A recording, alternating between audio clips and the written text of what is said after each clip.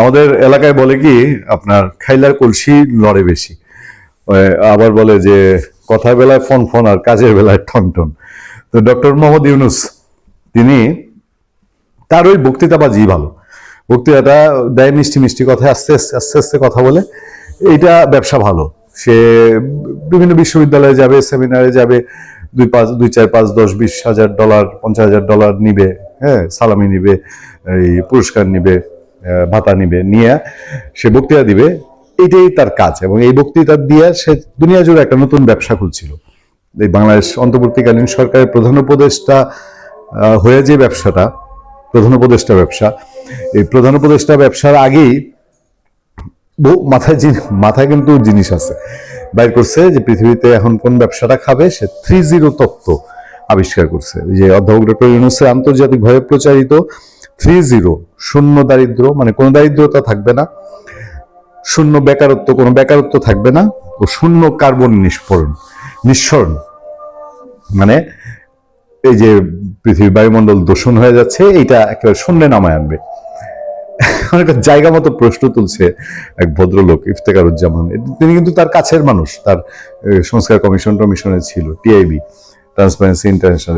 যে এই যে তার এই শূন্য তত্ত্ব, 3-0 তত্ত্ব, এটা বাংলাদেশে উনি কোনটা করছেন, মানে বাংলাদেশে কোন অশ্বর ডিম্বটা, অন্য কোনোভাবে বললাম না, বাংলাদেশে তিনি এটার কি আটি বাঁধছেন, এটা একটু দেখতে চাইছেন ইফতেখারুজ্জামান। কেমন যে ডক্টর মোহাম্মদ ইউনূসের আন্তর্জাতিকভাবে প্রচারিত 3-0, শূন্য দারিদ্র, শূন্য বেকারত্ব, শূন্য কার্বন নিঃসরণ, এই 3 লক্ষ্য বাস্তবায়নে অন্তর্বর্তী সরকার কতটা দায়িত্ব পালন করেছে তা সরকারের মেয়াদ শেষে তুলে ধরার আহ্বান জানিয়েছেন ট্রান্সপারেন্সি ইন্টারন্যাশনাল বাংলাদেশ, টিআইবি।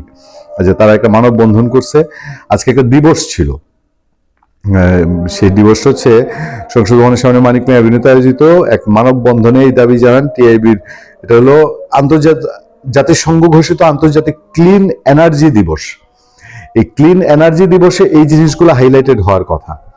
এবং ইফতেখারুজ্জামান বলছে যে এই সরকার এটা ব্যর্থতার পরিচয় দিচ্ছে। সে ক্লিন এনার্জি দিবস পালনেরও কোনো, তারা যে 3-0 তত্ত্বের আবিষ্কারক, ব্যবসায়ী, তারা নিজেরাই এই 3-0 তত্ত্ব তারা পালন করে নাই।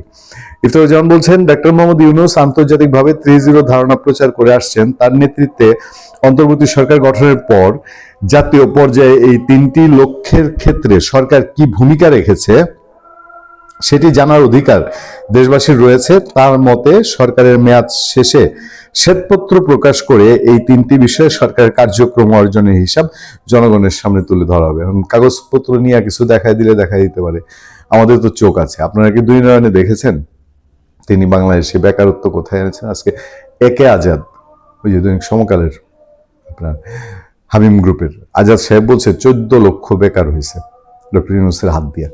হ্যাঁ, তিনি বেকারত্ব নামাইছেন, দারিদ্রতা নামাইছেন। না খাইতে পাইরা মানুষজন আত্মহত্যা করে, ড্রেনের নিচে লাফ দেয়। আর কার্বন নিঃসরণের তো ওনার এখন চিন্তার সময় নেই, কারণ উনি তার ওই আদম ব্যবসা, গ্রামীণ ব্যবসা, এগুলো নিয়ে চিন্তিত। ডক্টর ইউনূস বলছেন যে জাতিসংঘ, ইফতেখারুজ্জামান বলছেন, জাতিসংঘের সদস্য দেশ হিসাবে বাংলাদেশ আন্তর্জাতিক ক্লিন এনার্জি দিবস পালনে ব্যর্থ হয়েছে। এই দিবসের মূল উদ্দেশ্য হলো মানুষকে সচেতন করা, রাষ্ট্রীয় ক্ষমতায় থাকা ব্যক্তিদের কার্বন নিঃসরণ কমাতে কার্যকর উদ্যোগ নিতে উৎসাহী করা। এক্ষেত্রে অন্তর্বর্তী সরকার কার্যকর ভূমিকা রাখতে পারেনি। আমি ব্যক্তিগতভাবে বিব্রত এই কারণে যে যিনি 3-0 ধারক বাহক, তার নেতৃত্বাধীন সরকারই এই লক্ষ্য অর্জনে ব্যর্থ হয়েছে। মুখে এক, মুখে মধু, অন্তরে বিষ। এই হইল অন্তর্বর্তী সরকার ডক্টর মোহাম্মদ ইউনূসের শেষ। ভালো থাকবেন, সুস্থ থাকবেন। আপনার সাথে আমি আতিক রহমান, পূর্ণিয়া।